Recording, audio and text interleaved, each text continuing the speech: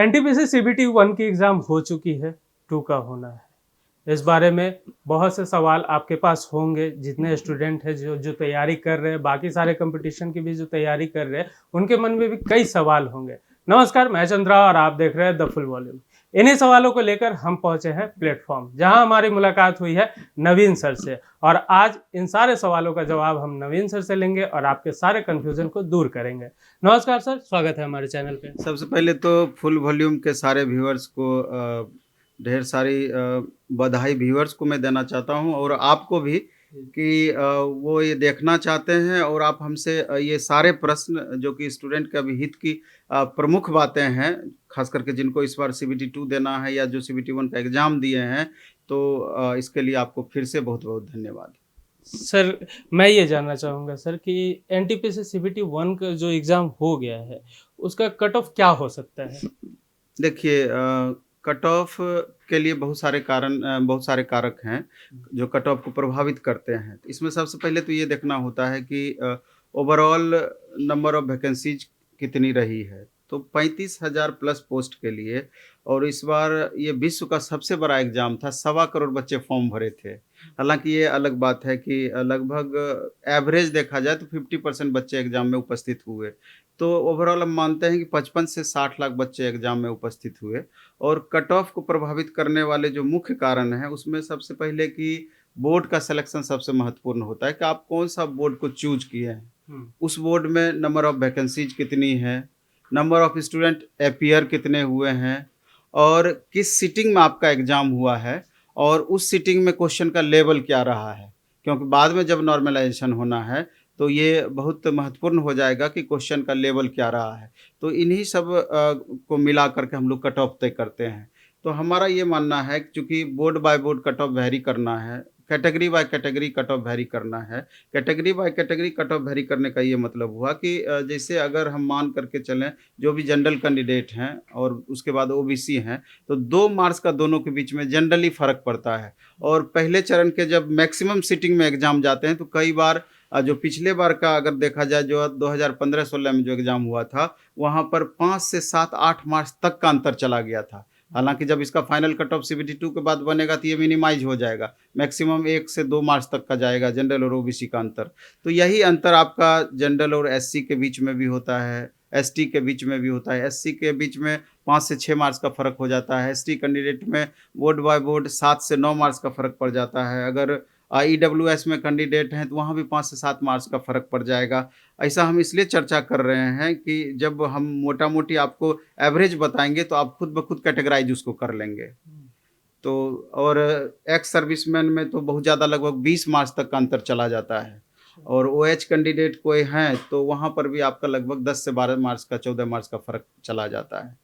तो उस हिसाब से देखा जाए तो हम ये मान करके चलते हैं कि जो भी स्टूडेंट 55 से लेकर के 65 तक जिनका सही अभी हो रहा है नॉर्मलाइजेशन के पहले, तो वो होप कर सकते हैं कि हमारा रिजल्ट इसमें संभव है।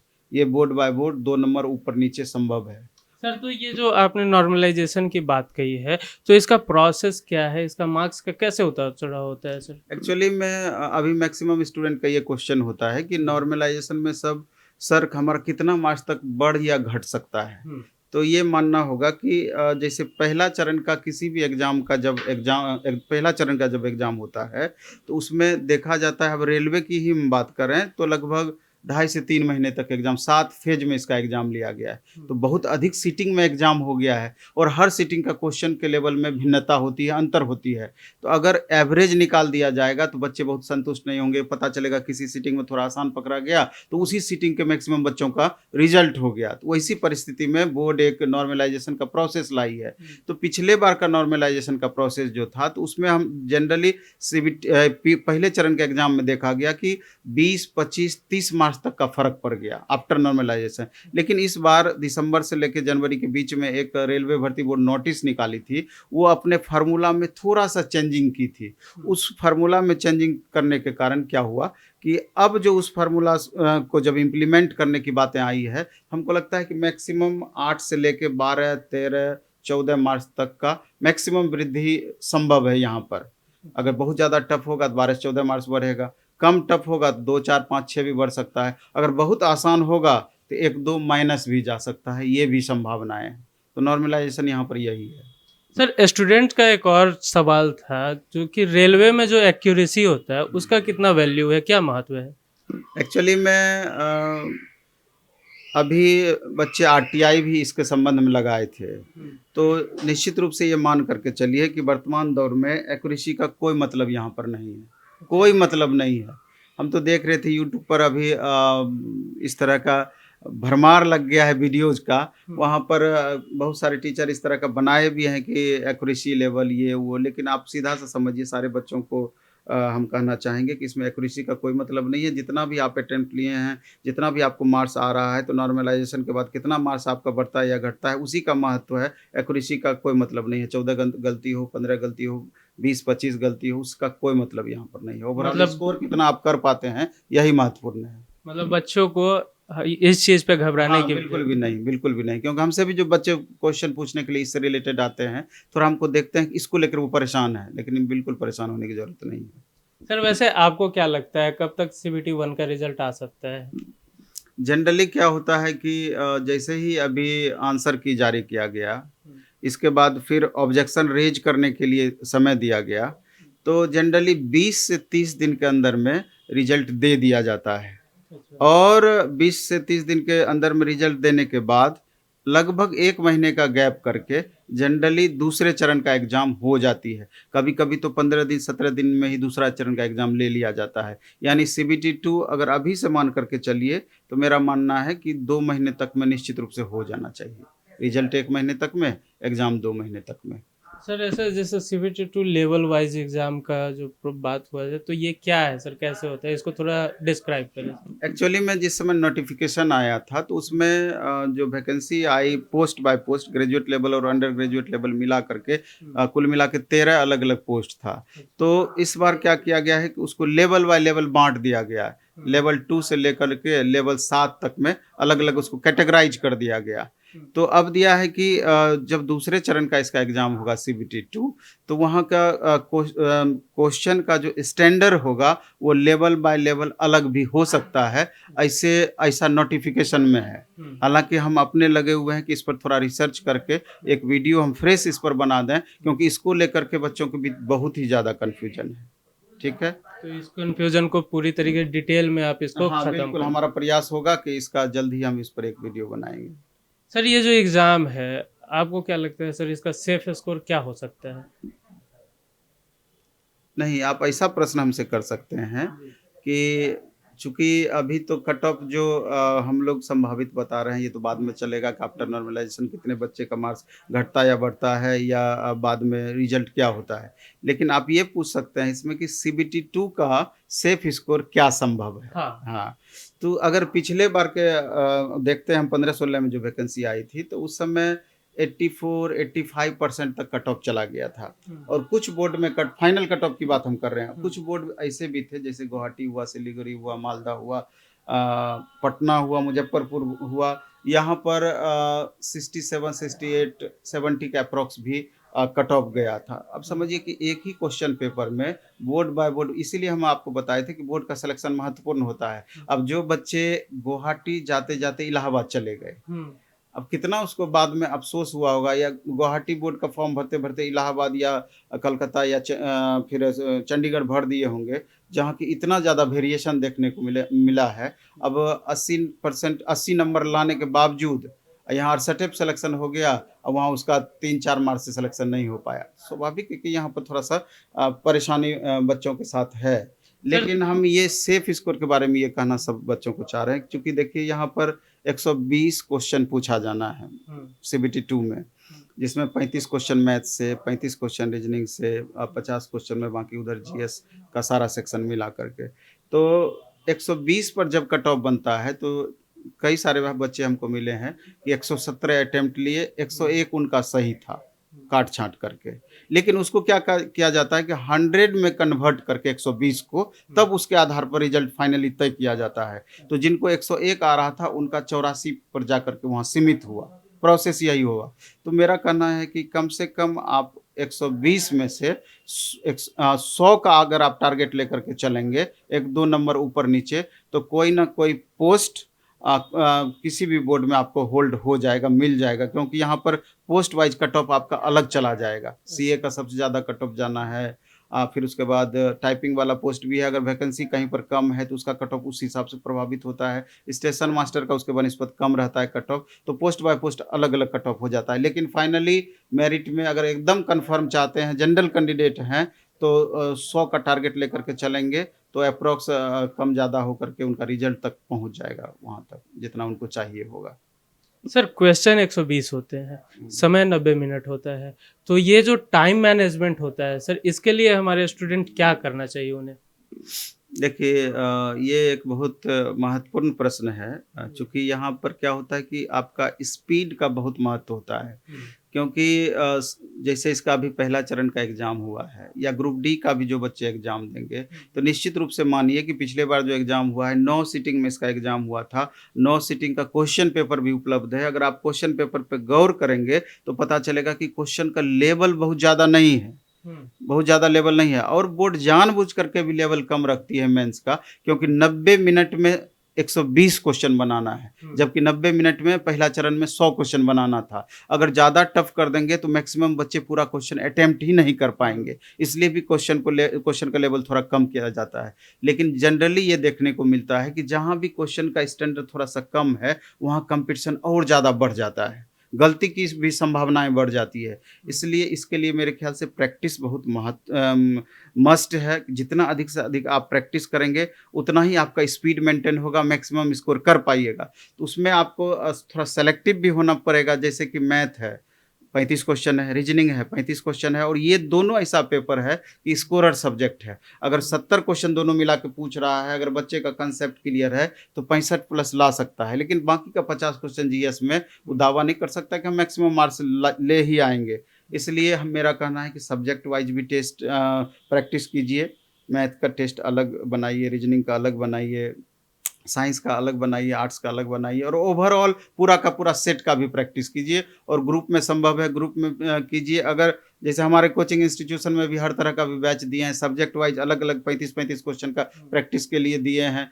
मतलब कि जितना जितना क्वेश्चन पूछा जाता है सब्जेक्ट वाइज उसको बांट दिए अधिक से अधिक प्रैक्टिस करने के लिए। तो निश्चित रूप से ये सारा प्रयास जो हमारा है वो बच्चों की स्पीड को ही बढ़ाने का है। सर यहाँ थोड़ा सा चीज़ें को और क्लियर करना चाहूँगा सर, कि जो ये आप जो कह रहे हैं कि मैथ और रीजनिंग, तो क्या हम ये कह सकते हैं कि अगर मैक्सिमम स्कोर हमें गेन करना है तो मैथ और रीजनिंग को ही हम ज़्यादा, मतलब वो स्कोर गेनर सब्जेक्ट कहला सकता है वो? 100%। और ये बोलने वाली बात भी नहीं है, सारे बच्चे इस बात को समझते भी हैं। और मेरे ख्याल से मैथ और रीजनिंग के अलावा साइंस पर भी अगर अच्छे से फोकस किया जाए तो आगे 80% ऐसे बच्चे हैं जिनका ग्रुप डी का भी एग्जाम है, क्योंकि वहाँ साइंस 25 क्वेश्चन पूछेगा और यहाँ 12 से 14 क्वेश्चन साइंस एंड टेक मिला करके रहेगा। तो अगर ज़्यादा क्वेश्चन का प्रैक्टिस करेंगे तो कम वाला तो अपने आप आ जाएगा, तो इसका भी प्रैक्टिस करके चलें। और उधर static GK, current affairs, 8 section, मतलब history, polity, economy, geography, 35 question वहाँ से भी रहना है। तो इसलिए बच्चों को ऐसा भी करना चाहिए कि वो भी सब्जेक्ट इग्नोर ना हो, इस तरीके से लेके चलना चाहिए, क्योंकि जब तक सारे सब्जेक्ट पे पकड़ बहुत अच्छा नहीं रहेगा तो ओवरऑल रिजल्ट की उम्मीद हम नहीं कर सकते। सर ये आपने अभी थोड़ी देर पहले बोर्ड की बात की थी सर, तो बच्चे जो है कोई भी चाहेगा सर कि मैं एग्ज़ाम दे रहा हूँ तो पास करूँ कम नंबर में, मतलब मैं सेफ रहूँ। ये बोर्ड वाला थोड़ा सा हमें डिटेल में करिए। नहीं, चूँकि यहाँ पर क्या है कि अब बच्चों के पास ये ऑप्शन नहीं रहा, क्योंकि ये इनिशियली जिस समय नोटिफिकेशन आता है तो उसी समय बोर्ड चूज करना होता है कि हमको कौन सा बोर्ड जाना है, और बाद में इसको बदलने का विकल्प नहीं दिया जाता है। इसलिए जो भी बोर्ड आप चूज किए हैं उससे कोई मतलब नहीं है। अगर किसी बोर्ड का कट में ज़्यादा वैकेंसी है तो स्वाभाविक है कि उसका कट, वहाँ पर नंबर ऑफ स्टूडेंट भी ज़्यादा होंगे और कट ऑफ भी उसका ज़्यादा जाता है। तो वहाँ आपको अधिक से अधिक मेहनत करके उसको मेंटेन करने का प्रयास करना है उस हिसाब से, बोर्ड के हिसाब से।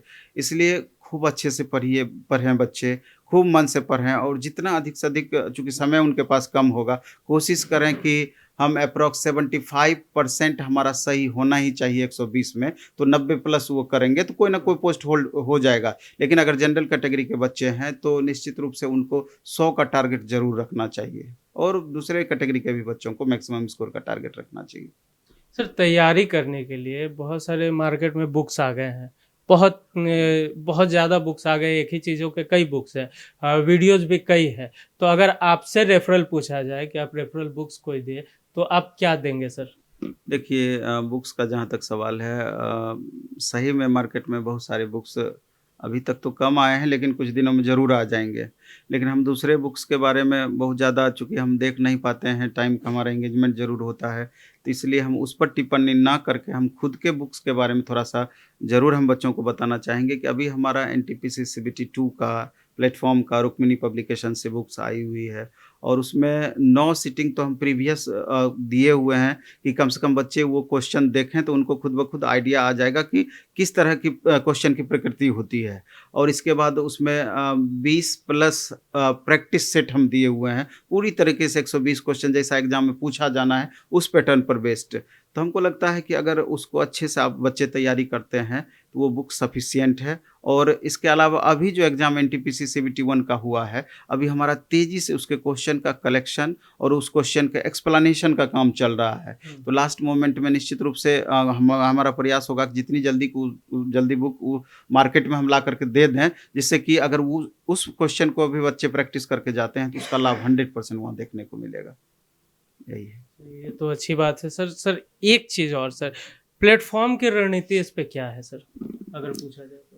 प्लेटफ़ॉर्म का मेरा रणनीति अब कोर्स तो चूँकि यहाँ देखिए ये प्रोफ़ेशनल एटीट्यूड है तो कोर्सेज़ तो हम हर तरह का स्वाभाविक है कि हम चलाएँगे ही। लेकिन बच्चों के हित में हमको लगता है कि मैक्सिमम इसमें ऐसे बच्चे हैं चूँकि लगातार कोविड के कारण डेट एक्सटेंड होता चला आया है। सब बच्चे 2 साल, ढाई साल तक अभी अच्छे से मेहनत किए हैं। इसलिए जो पटना रहते हैं उनके लिए और जो पटना से बाहर रहते हैं, जो यहाँ नहीं आ सकते हैं उनके लिए। पहले तो हम ये कहना चाहेंगे जो बाहर के बच्चे हैं, जो यहाँ नहीं आ सकते हैं, वो घर पर ही रहें और अच्छे प्रैक्टिस वर्कबुक से लगातार सेट बनाएँ और इसके बाद आपका सब्जेक्ट वाइज प्रैक्टिस जैसे मैथ का अलग प्रैक्टिस करें, रीजनिंग का अलग प्रैक्टिस करें और सब्जेक्ट के इम्पोर्टेंस को ध्यान में रख कर के जितना अधिक से अधिक प्रैक्टिस करेंगे, आपका ओवरऑल परफॉर्मेंस उतना ही बेहतर जाएगा। प्लेटफ़ॉर्म में का जहाँ तक सवाल है, जो बच्चे बाहर के हैं, प्लेटफ़ॉर्म आ कर के मेंस का तैयारी करना चाहते हैं, तो हम चाहते हैं कि 2 महीने के लिए अगर आपका इकोनॉमिक कंडीशन ठीक-ठाक है, अगर पटना आ सकते हैं, यहाँ ज़रूर आइए और यहाँ पर अभी हम 35 क्वेश्चन का मैथ का टेस्ट 30 मिनट में 35 क्वेश्चन रीजनिंग का टेस्ट 25 मिनट में एकदम स्टार्ट स्टॉप एकदम पूरी तरीके से मेंटेन करते हुए कि कम समय में कैसे हम क्वेश्चन को सॉल्व कर सकते हैं और उसी समय तुरंत उसका एक्सप्लेनेशन भी, यानी कि अधिक से अधिक प्रैक्टिस करा करके बच्चों को उस लायक हम बनाना चाहते हैं और उसके लिए ढेर सारा हम बैचेज तैयार किए हैं एकदम मिनिमम फी में। तो जो चाहें स्टूडेंट यहाँ आकर के फुल सिलेबस का टेस्ट तो आपका होगा ही होगा, लेकिन सब्जेक्ट वाइज भी प्रैक्टिस करा के निश्चित रूप से 1 महीने 1.5 महीने में उस लायक हम बना देंगे। आप मैक्सिमम स्कोर तक आप पहुंच जाएंगे क्योंकि जो भी बच्चे सीबीटी 2 देंगे तो ये समझ लीजिए कि उन बच्चों को ऑलरेडी लेवल है। 7 लाख जो बच्चों का रिजल्ट आना है वो सारा सेलेक्टिव बच्चे हैं और मेन तो अभी ये ट्रेलर था, फिल्म अभी बाकी है। यानी कि मेन कंपटीशन सीबीटी 2 में वहां जाकर देखने को मिलेगा कि 7 लाख में ओवरऑल 35,000 ही रिजल्ट दिया जाना है। तो आप समझ सकते हैं कि आप कितना मेहनत करेंगे कि एक सीट वहां अपना आप पक्का करेंगे। तो बहुत मेहनत करने की ज़रूरत है। सर एक सवाल ये बनता है अभी के समय में कि कोविड का कहीं ना कहीं अभी भी है, तो इसमें सर यहाँ पे सेफ्टी का कितना ध्यान रखा गया है? निश्चित रूप से जो भी गवर्नमेंट का गाइडलाइन है हम लोग कोशिश करते हैं कि उसको पूरी तरीके से क्लासरूम में फॉलो करवाते हैं। ये ज़रूर है कि अभी वैक्सीनेशन चूँकि मैक्सिमम हो चुका है तो उसका प्रभाव कमा है, लेकिन फिर भी सबको अलर्ट रहने की ज़रूरत है। तो उसका जितना भी नॉर्म होता है हम लोग पालन करते हैं, उसमें कोई दिक्कत नहीं है। हमसे बात करने के लिए बहुत बहुत धन्यवाद सर। चलते चलते चाहूँगा कि हमारे दर्शकों के लिए, अपने स्टूडेंट के लिए जो ये वीडियो देखेंगे उनके लिए क्या संदेश देना चाहेंगे सर? संदेश यही हम देना चाहेंगे सारे स्टूडेंट को कि हमेशा कर्म की प्रधानता होती है, मेहनत का कोई विकल्प नहीं है। कोचिंग एक माध्यम है कि अच्छे अगर ट्यूटर मिल जाते हैं, अच्छा माध्यम मिल जाएगा तो आपका सफलता आसान हो सकता है, लेकिन अपना मेहनत हमेशा सर्वोपरि रहा है। कोई ज़रूरी नहीं है कि कोचिंग आकर के ही आप सारा कुछ कर सकते हैं, चाहे तो आप घर पर रह कर के भी बहुत बेहतर किया जा सकता है। इसलिए घबराना बिल्कुल नहीं है, एकदम पॉजिटिव व्यू अपना बनाए रखना है, खूब अच्छे से पढ़ना है, खूब जम करके पढ़ना है। चूँकि वैकेंसी ठीक-ठाक है और आगे वैकेंसी का क्या पोजीशन रहना है उस पर हमको नहीं जाना है, इसी में एक सीट अपना कन्फर्म करना है। तो वही कहना चाहेंगे, खूब अच्छे से पढ़िए, खूब मन से पढ़िए, एक सीट अपना सुनिश्चित करिए। तो मेहनत कीजिए, सक्सेस आपकी कदम जरूर चूमेगी। बाकी देखते रहे द फुल वॉल्यूम। अगर सर से आपको किसी तरह का कोई भी सवाल पूछना हो तो कमेंट बॉक्स में आप वो सवाल को डालें। अगली मुलाकात में सर से हम उस सवाल को जरूर विस्तारित रूप से चर्चा करेंगे। बाकी देखते रहे द फुल वॉल्यूम। धन्यवाद।